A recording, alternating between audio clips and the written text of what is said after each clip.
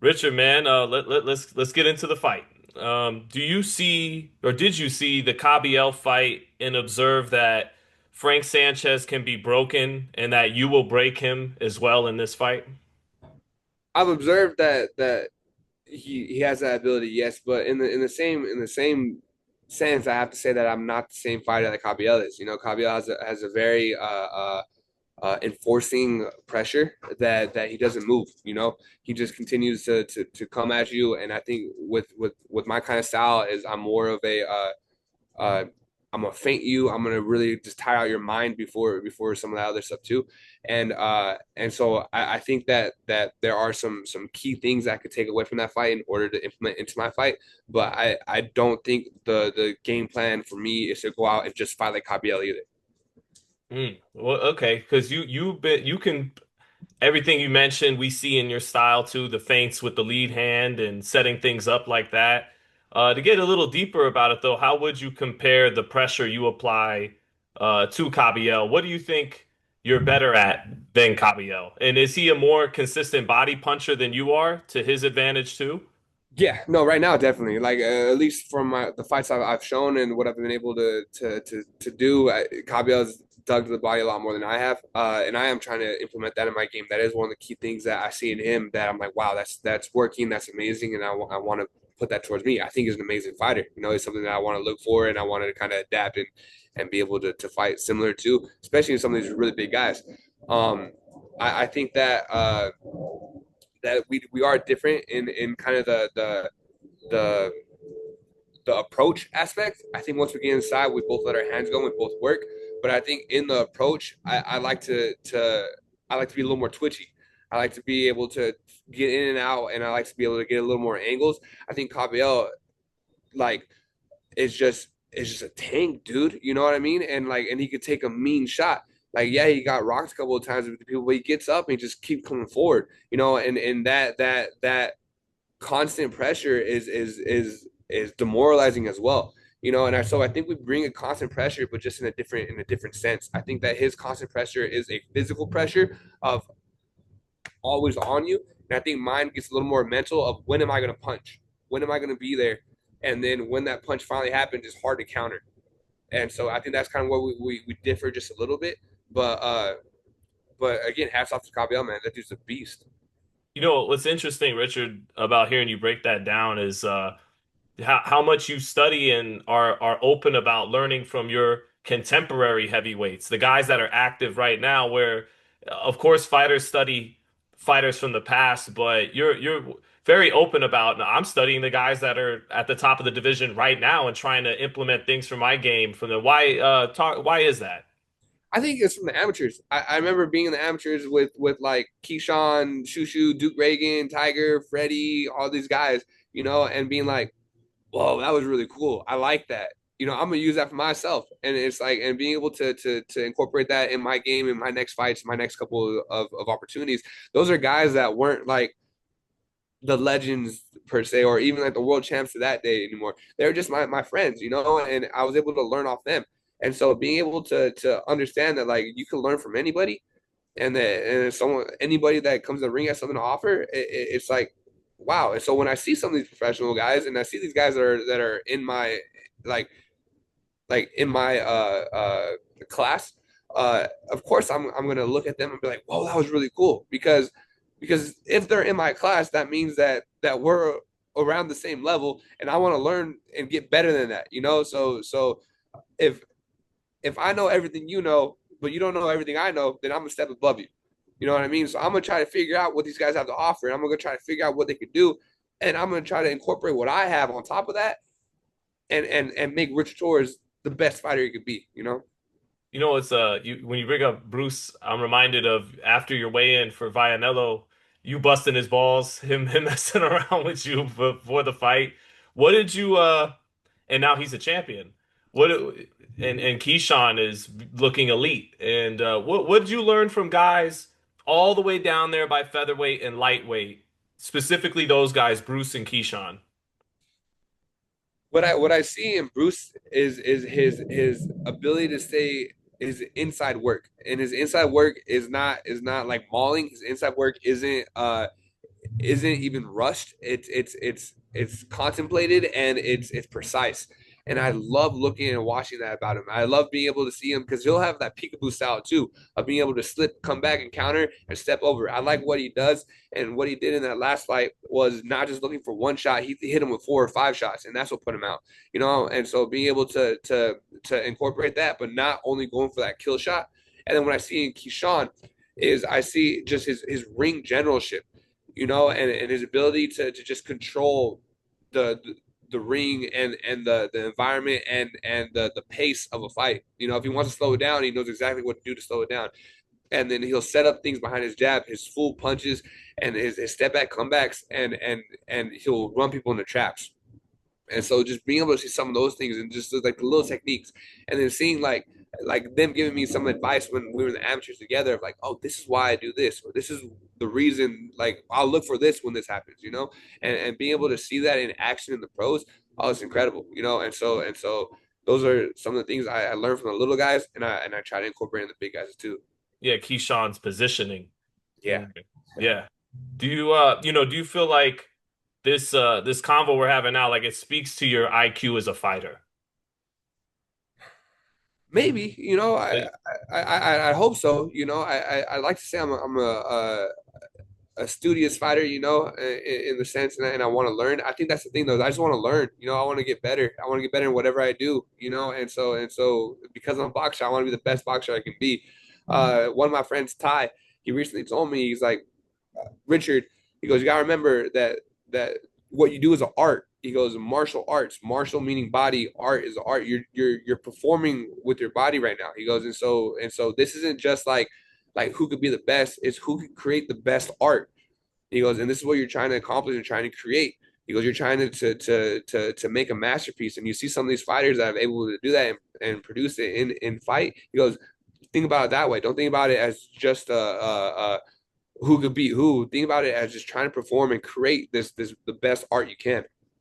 now taking the intellectual stuff aside, of the sweet science, man, we talked last time about the viciousness inside of you, and you had a quote where you're like, the guy was on his way down, and I kept punching anyways, and it's like your quote was, "We're about that life," Yeah, and um, do you see that growing in you as you progress?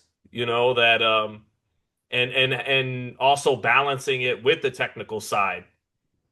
I think the epiphany I had to have was that was always there, and I think that's kind of like a switch. Like you either have it or you don't. And people talk about the killer instinct. People talk about that that want or that look in their eye when they get it.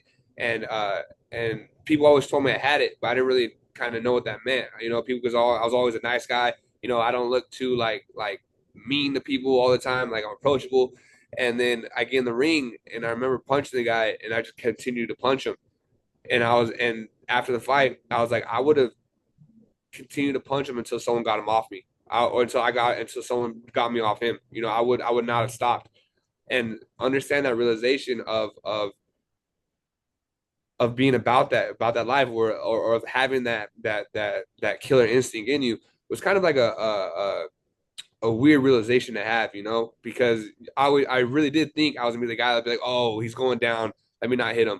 Oh, he's almost there. Let me stop. And I'm not that guy. I'm gonna be the one that continues to punch until the referee says stop. And and uh and it was a realization I had to have.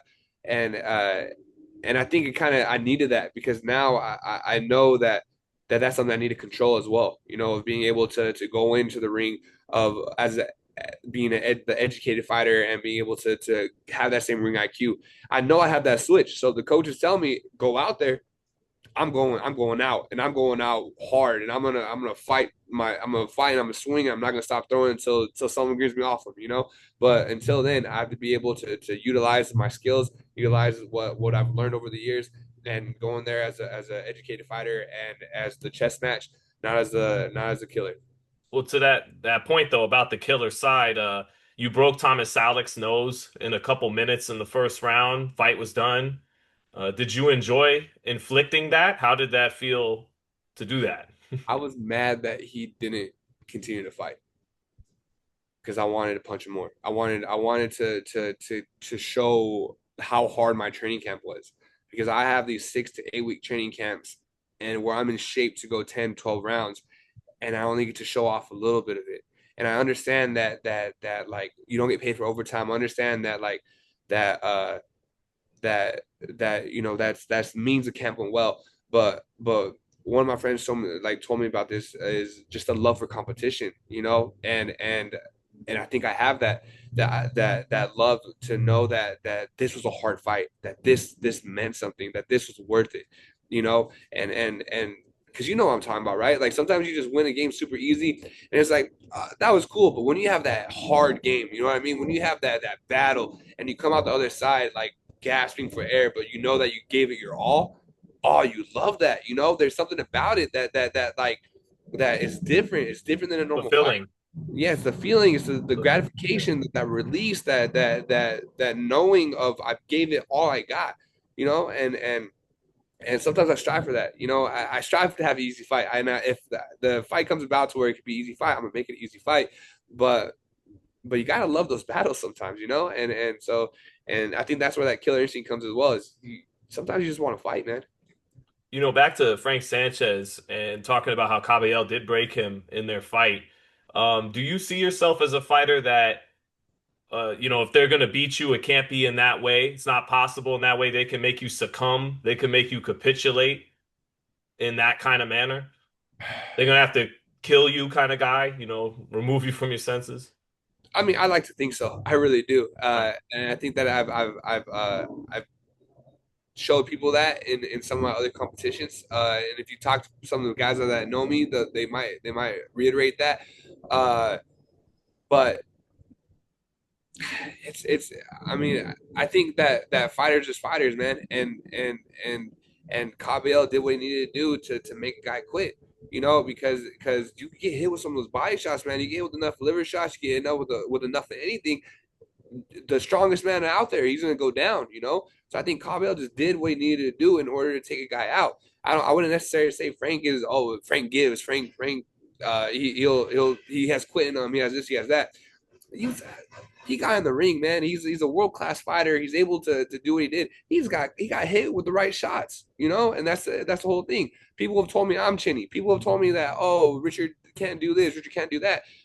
Man, get in the ring and take a punch first, like see what it's like to actually get that wind sucked out of you when the guy's coming at you in the seventh round, see what it's like to have any of that happen, and then come talk to one of us. It's like until then, it's like it's hard to even communicate what that feeling is, because you can't conceptualize it, because like there's a different feeling of like of like, whoa, this sucks right now, or seeing them go down. It's like then you have the second wind or something like that. So like I wouldn't say that at least like of that chutzpah wise, or of that it's too different at all. It's just you get hit with the right shot, you're gonna get hit with the right shot. Hmm. Hmm. Very honest of you. Hey, I wasn't in there taking those body shots. Shit, I don't know. Yeah. Right. Well, you talked about obviously you prepared for a challenging fight. Do you think how challenging do you think Frank Sanchez is? He's a sharp boxer, especially when he's given some distance and space to operate, which Caballel didn't really let him operate with. He's not a big lumbering heavyweight. He's a fluid, good, sharp boxer with fast hands. How do you have to navigate that skill set he's bringing to the ring? And is this going to be a statement, you think, or do you think this will be your toughest fight? I think it could be both. I think it'd be a statement and my toughest fight, and I think that with that being said, Frank is a very good fighter. He has that Cuban style. He has that boxing ability to get out, to be slick. But at the same time, I've prepared for this, and I've seen these styles before in the amateurs. I've been able to adapt and overcome. And I think that's one of the really cool things that we get to do, is we get to see who can adapt and who can overcome. You know what I mean? And we get to see who has the better game plan, who has a better the just thought behind the process, who has a better execution of the game plans. And so that's what I'm looking for. Is I'm gonna go out there and I'm just gonna perform to the best of my ability. And I think that's the best thing that you could do is I don't have to worry about Frank Sanchez. I don't have to worry about this. I don't worry about that. I have to worry about me. I have to worry about what I'm going to do in the ring, and I have to worry about following my game plan to the best of my ability. I have full faith in my coaches. I have full faith in my training. I'm confident in my ability and in my conditioning. And so if I go out there and I perform the best of my ability, that's all I ask for myself. What do you think is the attribute Richard Torrez possesses that's better than the rest of the division that'll take you to the finish line in the heavyweight division? Conditioning, 1,000%. I'm gonna take you to hell and back. I'm gonna dog it out of you. I'm gonna be there in your face the entire night. I'm gonna be there in a manner to where sometimes you can't punch me, sometimes you can. I'm gonna feint you. I'm gonna get you mentally and physically tired. And so, because you always have these counter punchers that are just going to sit back and wait for you to throw. You know, they want to wait for you to do something and want to wait for you to throw. So if I'm feinting the entire night on you, I'm gonna have to hit you all the time. If I'm just feinting on you and I get you to get that mental little twitch to not know if you're gonna fight or not know if you're gonna throw or not, that's gonna tire you out, man. And then after those rounds go a little bit more and more, then I'm still gonna punch. I'm still gonna go. I'm still gonna drive. I I'm I am 100% certain that I'm the most conditioned heavyweight in the heavyweight division. I'll put that on anything. I have that drive. I have that dog, and that's where I kind of hang my hat in the sense. And if you couple that with the boxing ability, or you couple that with some speed or with some power, or my dog, we got dog in us. But like There you if go. you couple that with anything, then that's gonna put me over the edge for any fighter. You know, and I understand that like people say, oh, conditioning only go so far. It's like yes, but if we can incorporate that with the power I have or the speed I have or the ring IQ I have, that's where that level changes, you know, because a lot of these heavyweights, whether you like it or not, they got 4 good rounds in them, you know, and even at the top of the level, I mean, like excluding like Usyk and some of these other guys, these big dudes, they don't have that tank anymore. You know, they don't have the Vander Holyfield bounce. They don't have, and it's because they're so big or so tall, or they just rely on that one shot. And I'm not gonna do that. And I never think I have. I'm gonna go out there. I'm gonna continue to punch until you go down. No, I can't hold you too much longer, man. I'm just gonna try and fire off two more. There's other people waiting to talk. Um, saw you at the Zuffa show over the weekend.